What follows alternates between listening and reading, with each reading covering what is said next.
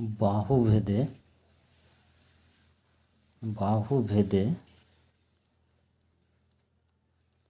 ত্রিভুজ কয় প্রকার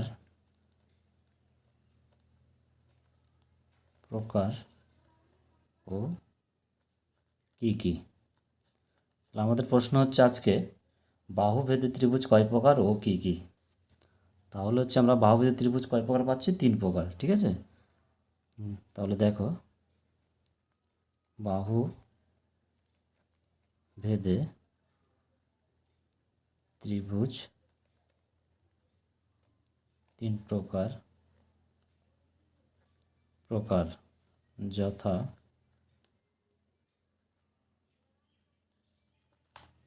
বাহুভেদে ত্রিভুজ 3 প্রকার যথা 1 নম্বর হচ্ছে সমবাহু ত্রিভুজ, 2 নম্বর হচ্ছে সমদ্বিবাহু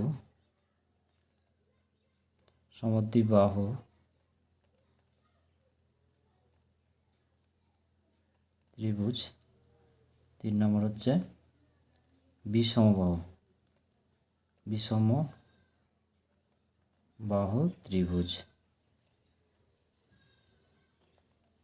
ত্রিভুজ। তাহলে আমাদের বাহুভেদে ত্রিভুজ 3 প্রকার দেখে নাও। একটা হচ্ছে সমবাহু ত্রিভুজ, সমদ্বিবাহু ত্রিভুজ, বিষমবাহু ত্রিভুজ। এই 3 প্রকার বাহুভেদে ত্রিভুজগুলোর সংজ্ঞা আমরা এখন জানব। কোষে দেখি 17.2 এই অধ্যায়ের 1 নম্বর জ্যামিতিগুলো আমরা করব। দেখো লেখা আছে 1 নম্বরে, নিচে ত্রিভুজের বাহুর দৈর্ঘ্য দেওয়া আছে, না একে বাহুভেদে ত্রিভুজের নাম লিখতে বলেছে। আমরা আঁকবো না একে বাহুগুলো দেখে আমরা বলবো এটা কী ধরনের ত্রিভুজ। তো আমরা এর আগে জেনেছি বাহুভেদে ত্রিভুজ 3 প্রকার ছিল, সমবাহু, বিষমবাহু আর সমদ্বিবাহু ত্রিভুজ। তাহলে এখানে দেখো, এখানে লেখা আছে 18 সেমি, দুটো 18 সেমি দেওয়া আছে, একটা 10 সেমি। তাহলে এটা কী ধরনের ত্রিভুজ বলবো? সমদ্বিবাহু ত্রিভুজ। তাহলে দেখো কোষে দেখি 17.2 এ নম্বর 2-এর 1-এর এ নাম্বার দেখো লেখা আছে 18 সেমি আর 10 সেমি। তাহলে আমরা এটা বলতে পারি, যেহেতু দুটো বাহুর দৈর্ঘ্য একই দেওয়া আছে 18 সেমি, তাই এটা কী ধরনের ত্রিভুজ? সমদ্বিবাহু ত্রিভুজ। সমদ্বিবাহু ত্রিভুজ। বি নম্বরটা দেখো 5.2 সেমি আছে, 5.2 সেমি, 5.2 সেমি, অর্থাৎ 3টা বাহুর দৈর্ঘ্যই সমান আছে। তাই আমরা এটা বাহুভেদে ত্রিভুজ কী ধরনের বলবো? এটা সমবাহু ত্রিভুজ। সমবাহু ত্রিভুজ। সি নম্বরটা দেখো লেখা আছে 8 সেমি আছে, 2 সেমি, 9 সেমি। তাহলে দেখো 3টা বাহুর দৈর্ঘ্য কিন্তু অসমান, তাই আমরা বাহুভেদে এই ত্রিভুজটির নাম হবে বিষমবাহু ত্রিভুজ। বিষমবাহু ত্রিভুজ। আমাদের দাগ নম্বর 1-এরটা হয়ে গেল।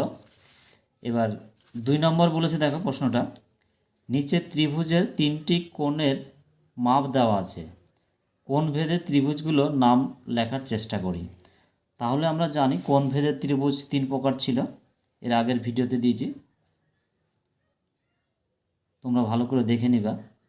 তো কোণ ভেদে ত্রিভুজ 3 প্রকার হচ্ছে, একটা সূক্ষ্মকোণী ত্রিভুজ, স্থূলকোণী ত্রিভুজ, সমকোণী ত্রিভুজ। তাহলে দেখো আমাদের 2-এর এ নম্বরে কী মান দেওয়া আছে? 90 ডিগ্রি, 45 ডিগ্রি, 45 ডিগ্রি। যেহেতু ত্রিভুজের একটা কোণ যদি 90 ডিগ্রি হয়, তখন আমরা বলবো সমকোণী ত্রিভুজ। এটা কী ধরনের ত্রিভুজ? সমকোণী ত্রিভুজ। বি নম্বর দেখো, একটা 90 ডিগ্রি আছে, 30 ডিগ্রি, 60 ডিগ্রি। তাহলে ত্রিভুজে যদি একটা কোণ 90 ডিগ্রি হয়, তখন তাহলে সেটাকে আমরা কি বলবো? সমকোণী ত্রিভুজ। তাহলে এটা হলো সমকোণী ত্রিভুজ। বি নম্বর হয়ে গেল। সি নম্বর দেখো 75 ডিগ্রি আছে, 70 ডিগ্রি, 35 ডিগ্রি আছে। তাহলে দেখো তিনটা কোণই কিন্তু 90 ডিগ্রি থেকে ছোট আছে, তাই তো? তাহলে 90 ডিগ্রি থেকে ছোট যদি হয় তাহলে আমরা বলবো এটা কোণ ভেদে ত্রিভুজ হচ্ছে তাহলে সূক্ষ্মকোণী ত্রিভুজ। সূক্ষ্মকোণী ত্রিভুজ। ডি নম্বর দেখো লেখা আছে 60 ডিগ্রি, 60 ডিগ্রি, 60 ডিগ্রি। তিনটা কোণের মানে 60 ডিগ্রি, তাই এটা যেহেতু 90 ডিগ্রি থেকে ছোট তাই এটা হচ্ছে সূক্ষ্মকোণী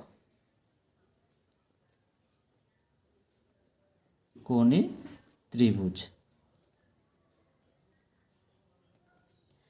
তারপর ই নাম্বার দেখো লেখা আছে 120 ডিগ্রি, 30 ডিগ্রি, 60 ডিগ্রি, অর্থাৎ 90 ডিগ্রি থেকে বড় আর 180 ডিগ্রি থেকে ছোট, তাই এটা কোণ ভেদে ত্রিভুজ হচ্ছে স্থূলকোণী ত্রিভুজ।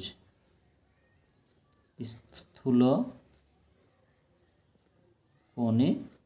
ত্রিভুজ।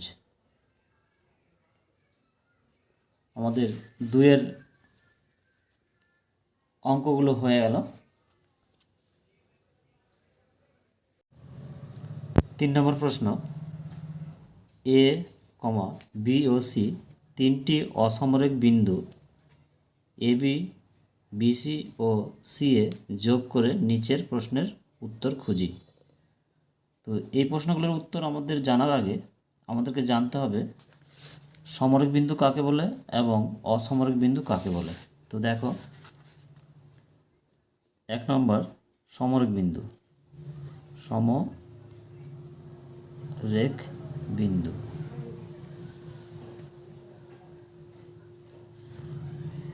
সমরেখ বিন্দু কাকে বলে? 3 বা তার বেশি, 3 বা তার বেশি বিন্দু একই সরল রেখায় অবস্থান করলে তখন তাকে সমরেখ বিন্দু বলে। তাহলে দেখো 3 বা তার বেশি বিন্দু একই সরলরেখায় অবস্থান করলে তখন তাকে সমরেখ বিন্দু বলছে। তাহলে দেখে নাও, মনে করো এটা একটা সরল রেখাংশ। এই সরল রেখাংশের মধ্যে যদি এখানে একটা বিন্দু আছে, এখানে একটা আছে, এখানে একটা, এইখানে একটা আছে, তাহলে এই বিন্দুগুলোর নাম দেওয়া হলো এ, বি, সি, ডি।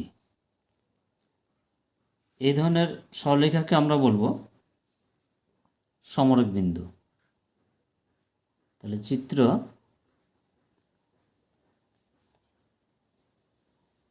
এ, বি, সি, ডি হলো সমরেখ বিন্দু। তাহলে দেখতে পেলে 3 বা তার বেশি বিন্দু যদি একই সরলরেখায় অবস্থান করলে তখন তাকে আমরা সমরেখ বিন্দু বলছি। এই সরলরেখাটার মধ্যে এ একটা বিন্দু, বি একটা, সি একটা, ডি একটা একই সরলরেখায় অবস্থান করছে, তাই এটি একটি সমরেখ বিন্দু। 2 নম্বর অসমরেখ বিন্দু। অসমরেখ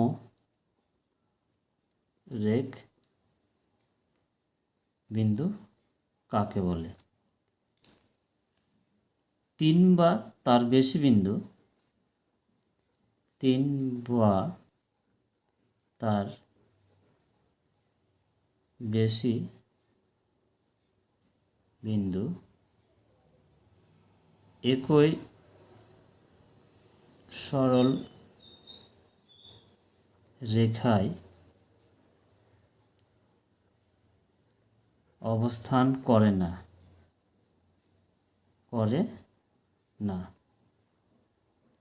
তখন তাকে অসমরেখ বিন্দু বলে। অসমরেখ বিন্দু বলে। দেখে নাও, এখানে একটা বিন্দু রয়েছে, এইখানে একটা বিন্দু রয়েছে, এইখানে একটা বিন্দু রয়েছে। আমরা যদি যুক্ত করে দিই এইভাবে করে,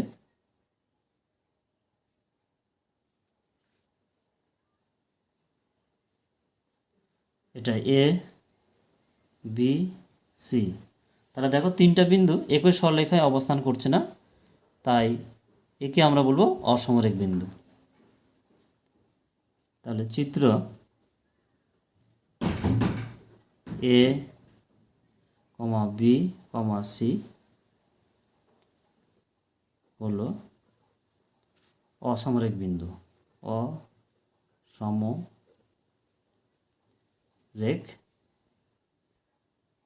বিন্দু। এ বি সি তিনটি অসমরেখ বিন্দু, A B B C O C এ যোগ করে নিচের প্রশ্ন উত্তর দেওয়ার চেষ্টা করি। তাহলে আমরা দেখো একটা ত্রিভুজ এঁকেছি, এ বি সি আমরা লিখেছি। এবার এই তিনটা বাহু যোগ করে দিয়েছি। এবার যোগ করে এই এ নম্বর প্রশ্ন দেখো বলেছে সরলরেখাংশ যোগ করে যে জ্যামিতিক চিত্র পেলাম তার নাম লিখি। তাহলে দেখো সরলরেখাগুলো আমরা যুক্ত করেছি তিনটা, এ বি একটা সরলরেখা, বি সি আর সি এ তিনটা সরলরেখা যুক্ত করে আমরা যে জ্যামিতিক চিত্রটা পেলাম তার নাম হচ্ছে, এখানে লিখে দেবো আমরা ত্রিভুজ। তাহলে আমরা তিনটা সরলরেখা যুক্ত করে কি পেলাম? জ্যামিতিক চিত্র, একটা ত্রিভুজ পেলাম। বি নম্বরে বলেছে দেখো বিসি বাহুর বিপরীত কোণের নাম লিখি। তাহলে দেখো বিসি বাহুর, এই বিসি যেটা বাহু এর বিপরীত কোণ কোনটা? এই বিসি বাহুর বিপরীত কোণ হচ্ছে এই কোণটা, হচ্ছে বিপরীত কোণ। বিসি বাহুর বিপরীত কোণ হচ্ছে এটা। তাহলে আমাদের বলেছে বিসি বাহুর বিপরীত কোণের নাম লিখতে বলেছে, কোণ চিহ্ন আমরা লিখব যে বি এ সি, অর্থাৎ যে কোণটাকে বোঝানো হবে সেই কোণটা মাঝখানে থাকবে, ঠিক আছে? তাহলে এবার সি নাম্বার বলেছে দেখো এসি বাহুর বিপরীত কোণের নাম লিখতে বলেছে। এসি বাহু দেখো এ আর সি, এটা বাহু, এসি বাহু, এর বিপরীত কোণ কোনটা? এই যে এই কোণটা হচ্ছে বিপরীত কোণ। তাহলে আমরা কি লিখবো এখানে? এ বি সি, অর্থাৎ বি কোণটাকে বোঝানো হয়েছে, মানে এখানে বিটা মাঝখানে থাকবে। এবার দেখো ডি নম্বরে প্রশ্ন করেছে আমাদের যে কোণ চিহ্ন বিএসি কোণের বিপরীত বাহুর নাম লিখতে বলেছে। তাহলে দেখো এ কোণটা আছে, তার এ কোণের বিপরীত বাহু কোনটা? তাহলে এ কোণ দেখতে পাচ্ছ, এর কোণের বিপরীত বাহু হচ্ছে এইটা বিপরীত বাহু, তার মানে বিসি বাহু। তাহলে আমরা এখানে লিখব বি সি, ঠিক আছে? এবার ই নম্বর বলেছে দেখো যে কোণ চিহ্ন এ সি বি কোণের বিপরীত বাহুর নাম। সি কোণটাকে বোঝানো হয়েছে, তাহলে সি কোণ কোনটা? দেখো এই কোণটা। তাহলে এই কোণটার বিপরীত বাহু কোনটা হচ্ছে? এই যে এই বাহুটা, এই বাহুটা মানে এ বি বাহু। তাহলে আমরা এখানে লিখব এ বি বাহু। তাহলে আমাদের তিনের এই যে এ থেকে ই পর্যন্ত এই প্রশ্নগুলোর উত্তর হয়ে গেল। তোমরা ভালো করে মিলিয়ে দেখবে এবং প্র্যাকটিস ভালো করে করবে। 4 নম্বরের প্রশ্নগুলো দেখতে পাচ্ছ, নিচের বাক্যগুলি ঠিক না ভুল বুঝে লিখি। ঠিক না ভুল আমাদের লিখতে হবে বাক্যর শেষে। দেখো বলেছে এ নাম্বার সমকোণী ত্রিভুজের সবচেয়ে ছোট বাহু অতিভুজ। এখানে সবচেয়ে ছোট বাহু অতিভুজ না, এটা অতিভুজটা সবচেয়ে বড়। তাহলে এটা কি আছে আমাদের? এটা হচ্ছে ভুল দেওয়া আছে। হ্যাঁ, অতিভুজ সবচেয়ে বড় হয়, ছোট হয় না, তাহলে এটা ভুল। বি নম্বর বলেছে দেখো সমকোণী ত্রিভুজের একটি কোণ 90 ডিগ্রি হয়। হ্যাঁ, তোমরা জানো সমকোণের সংজ্ঞা তো পড়েছ, যে ত্রিভুজের একটি কোণ 90 ডিগ্রি তাকে বলা হয় সমকোণী ত্রিভুজ। তাই একটা কোণ যেহেতু 90 ডিগ্রি, এটা ঠিক আছে, এটা ঠিক আছে। সি নম্বর দেখো যে কোনো ত্রিভুজের কমপক্ষে দুটি সূক্ষ্মকোণ থাকে? হ্যাঁ, দেখবে একটা যদি 90 ডিগ্রি থাকে, দুটো তাহলে সূক্ষ্মকোণ থাকে, তাহলে এটা ঠিক আছে। ঠিক আছে। ডি নম্বর বলেছে দেখো, প্রতিটি সমবাহু ত্রিভুজকে সমদ্বিবাহু ত্রিভুজ বলা হয়। তাহলে এখানে বলছে প্রতিটি সমবাহু ত্রিভুজকে, তাহলে সমবাহু ত্রিভুজের 3টি বাহুর দৈর্ঘ্য সমান আর সমদ্বিবাহুর 2টি বাহু সমান, তাই আমরা বলতে পারবো যে সমবাহু ত্রিভুজকে সমদ্বিবাহু ত্রিভুজ বলা হয়। তাহলে এটা ঠিক আছে। ই নম্বর দেখো লিখেছে, ত্রিভুজের 3টি কোণের সমষ্টি 360 ডিগ্রি। আমরা জানি 3টি কোণের সমষ্টি হচ্ছে 180 ডিগ্রি, তাই এটা ভুল আছে। তাহলে এটা কি আছে? ভুল আছে। এফ নম্বর বলেছে, সমকোণী ত্রিভুজ কখনো সমবাহু ত্রিভুজ হতে পারে না। সমকোণী ত্রিভুজ কখনো সমবাহু ত্রিভুজ হতে পারে না, এটা ঠিক। কারণ হচ্ছে যে সমকোণী মানে 90 ডিগ্রি, আর সমবাহু 3টা বাহুর দৈর্ঘ্য কখনোই সমান হবে না, এটা ঠিক আছে। ঠিক আছে, ঠিক। এটা জি নম্বর বলেছে দেখো, সমকোণী ত্রিভুজ কখনো সমদ্বিবাহু ত্রিভুজ হতে পারে না, এটা ভুল আছে, একদমই ভুল। সমকোণী ত্রিভুজ সমদ্বিবাহু ত্রিভুজ হতে পারে, এটা ঠিক। এটা ভুল আছে। দেখো কি বললো, সমকোণী ত্রিভুজ কখনো সমদ্বিবাহু ত্রিভুজ হতে পারে না, হতে পারে, এটা না বলেছে, তো ওই জন্য এটা ভুল আছে। ঠিক আছে, তাহলে আমাদের এই জ্যামিতিগুলোর প্রশ্ন উত্তর হয়ে গেল।